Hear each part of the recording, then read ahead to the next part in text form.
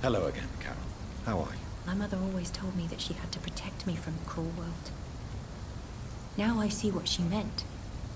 This is a harsh and violent world, Dr. Reed. Yes, Carol. As you know all too well, it can be a violent world. I don't know what you mean. And I prefer you call me Miss Price. I'm not a child anymore.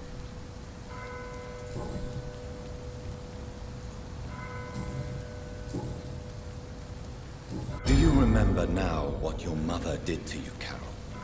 Do you realize how badly she treated you? My mother was a sick person who was afraid to be alone.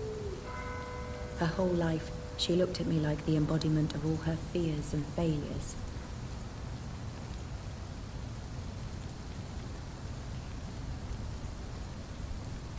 Your mother never loved you. Love used as an excuse to inflict pain and injuries is only a distortion of love.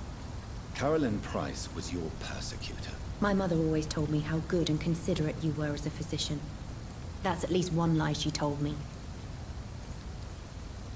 How do you really feel, Miss Price? I feel like I'm on the edge of a cliff. Fear of being alone is pushing me toward the void. The weight of unanswered questions incites me to jump. I feel lucid. Are you going to be all right without your mother here? Financially, I mean. I have inherited all of my mother's money. She always told me how poor we would be if we stopped working. But as always, she took care of everything. She lied to you then? Maybe she did. But that was for my own good. My mother loved me, Dr. Reed. Her will testifies to that.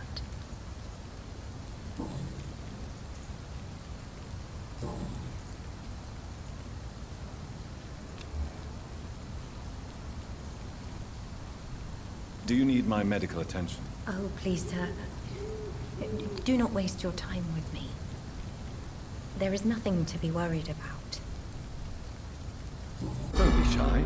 It's my duty to take care of you. Thank you, sir. Much obliged.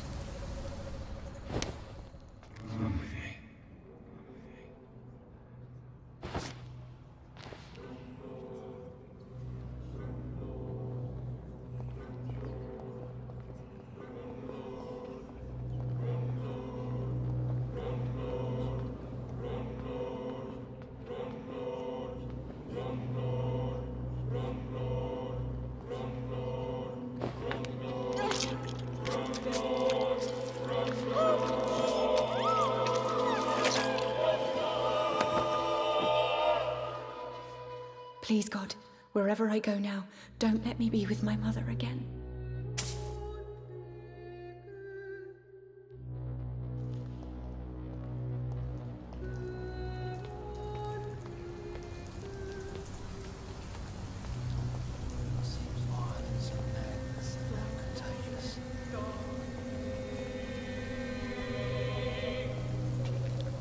Dr. Reed, still conducting your nocturnal survey? Do you need medical attention, Inspector? I'm afraid I may have caught something. I don't feel too well. You'll quickly feel better after taking this. Thank you, Dr. Reed. I really appreciate it.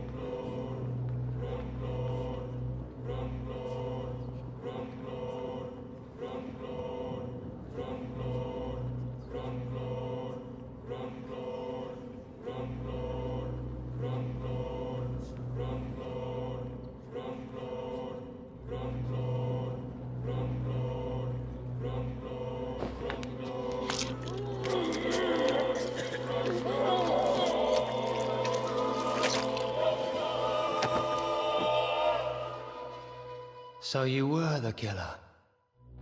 I knew I was right.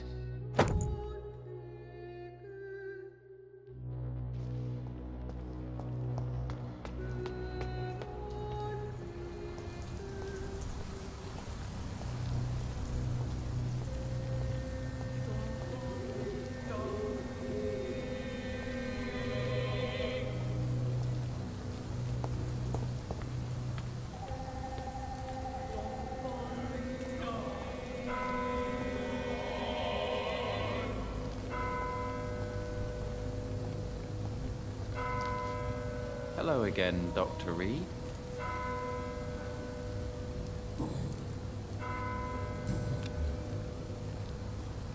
Do you need my medical attention, sir? Indeed.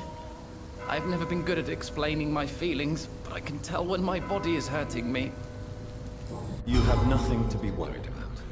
You should recover by taking this. Sounds so easy to fight disease. Too bad it's not the same making people smile again.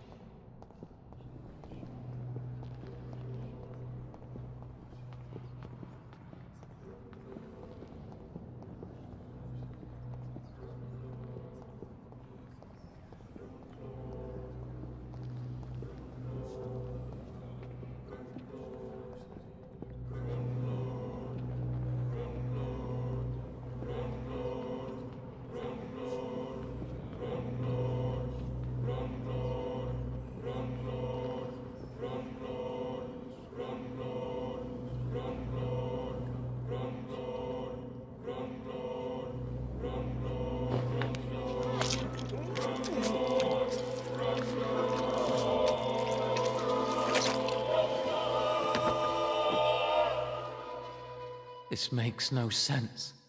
No sense at all. I should have told my brother to go sooner.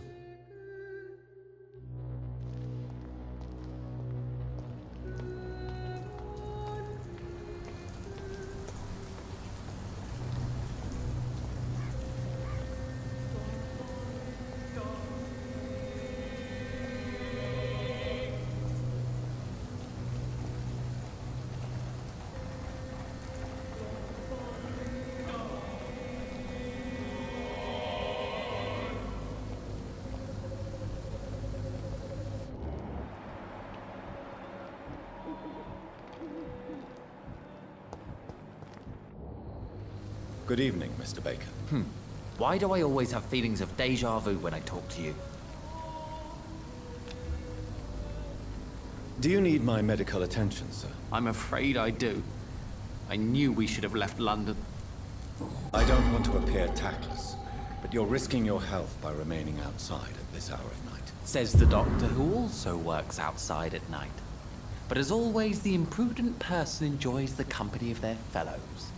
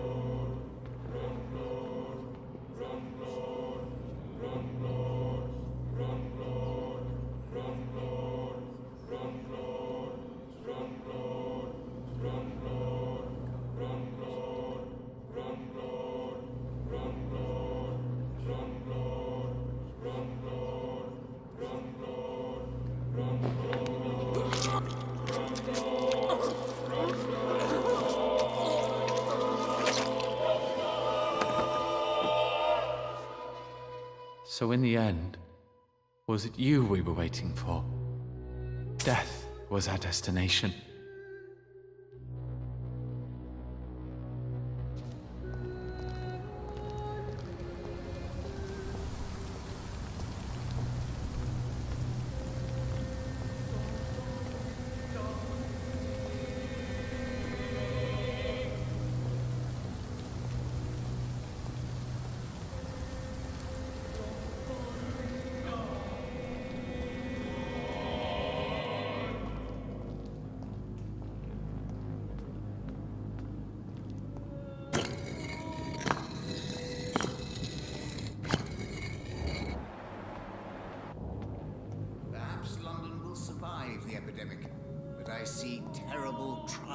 trials awaiting in the future.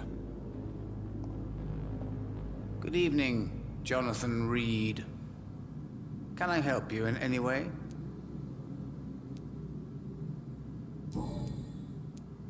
Can you read the cards for me? Put the money on the table then, Jonathan, and open your mind. Here is the money. The hunter. A good heart in disguise. A liar willing to help for real. An armed man unable to strike.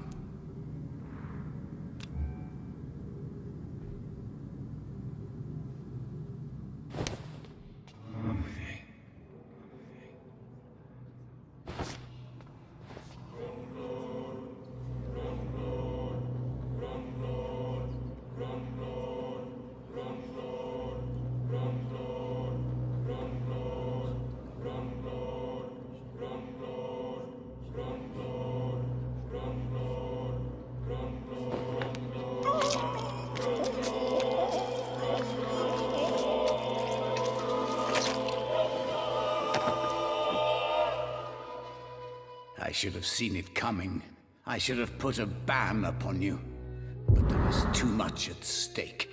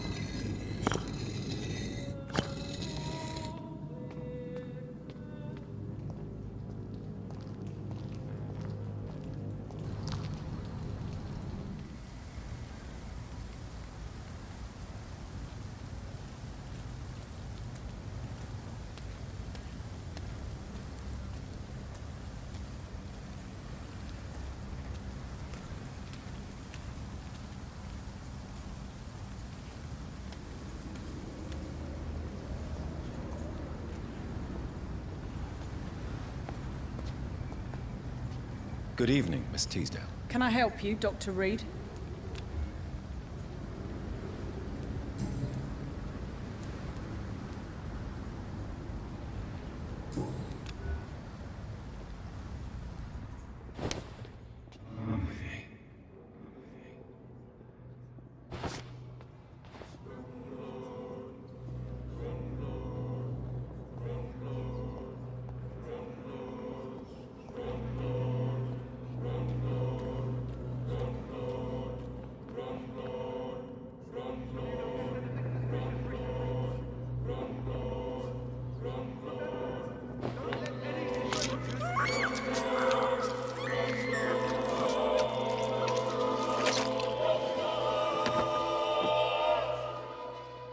My father always said, even those few who offer help always want something in return. And he was right.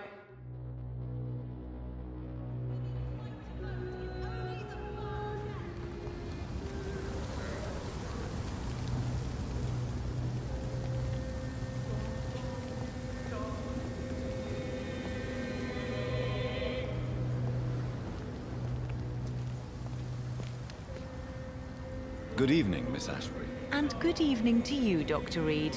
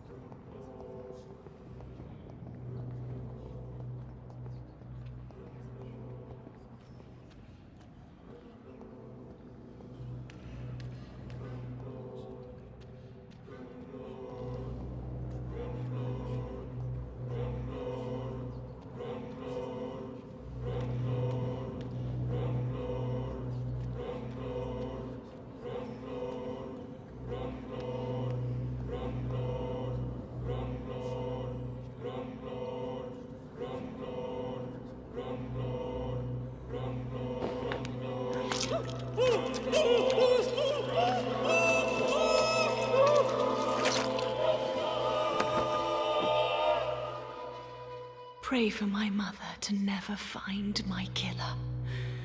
Betrayer.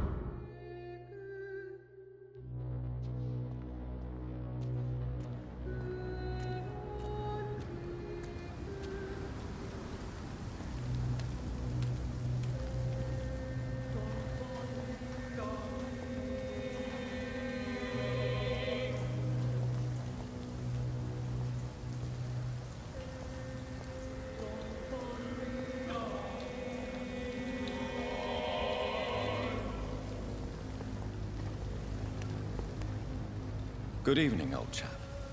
Are you all right? I won't lie to you, Johnny. I'm not a well man. Do you need medical assistance, Clarence? It's a little late for visiting hours, don't you think? What can I say? I haven't lost my old habits. I hope we're talking about the same habits, old friend.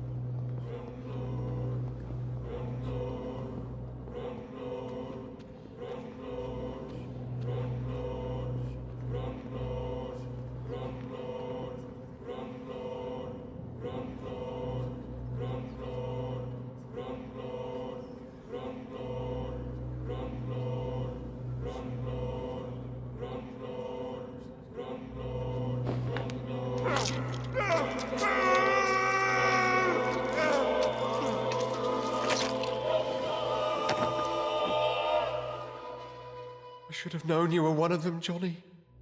Why was I so blind?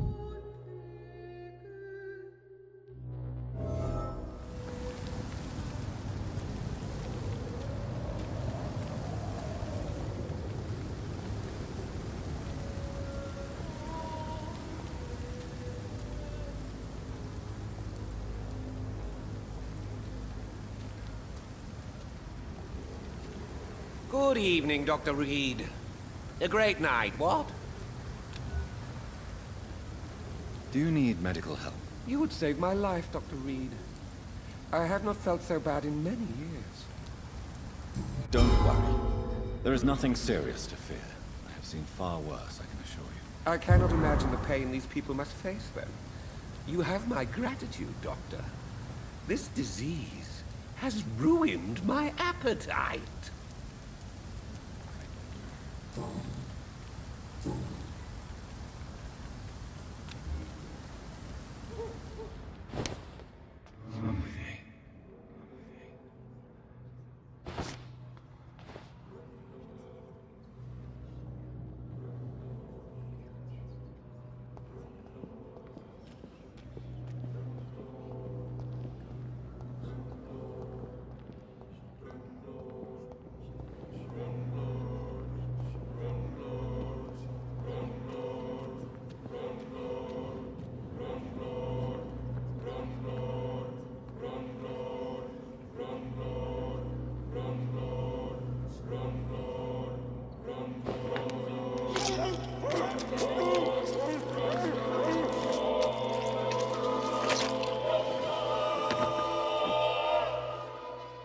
Death may be the most disappointing dish I have ever tasted.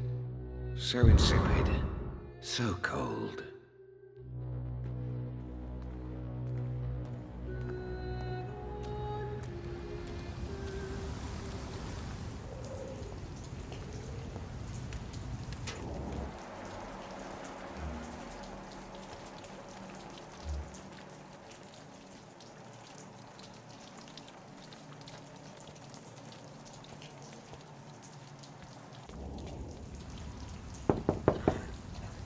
Hello, Venus. Hello, Jonathan. Please, come in. I remember when Mary came here with her husband and her son. They were... What do you need from me, Jonathan? Tell me about Clarence's obsession with vampires. It drives me so crazy it makes my stomach hurt. I was so relieved to have him back, but I quickly realized he'd lost his mind in France. I understand your irritation, Venus. But you have to accept the trauma Clarence endured on the battlefield. The question is simple, Jonathan. Is my husband mad? Yes or no? Do vampires exist? Or is Clarence a lunatic? So you don't believe Clarence? If poor Mary, bless her soul, had tried to convince you of the existence of bloody vampires, would you have believed her? Seriously? The important question is, what do you really think of your husband? I'm tough, Jonathan. He should have told me the horrors he witnessed, however appalling it was, instead of inventing a fantasy about blood-drinking monsters. Why do you and your husband argue so much? He is not the kind man I married and loved. He is obsessed now. Obsessed with chimeras. I feel trapped. It just makes me want to scream. What do you think about Clarence squandering his fortune on his obsession? Soon we'll be poor, and forced to sell the house. Where will we go? In which filthy, infected part of town will we end up? I'm so afraid.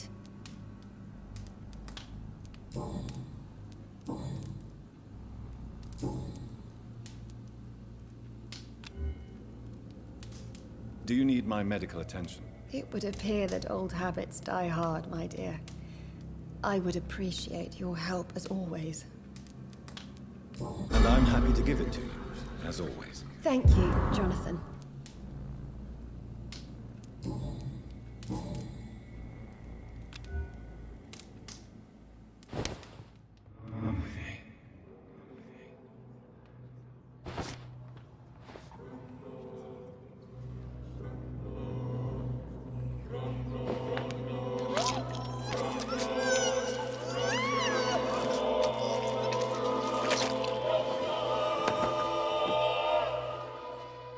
I danced with you at my wedding, Jonathan.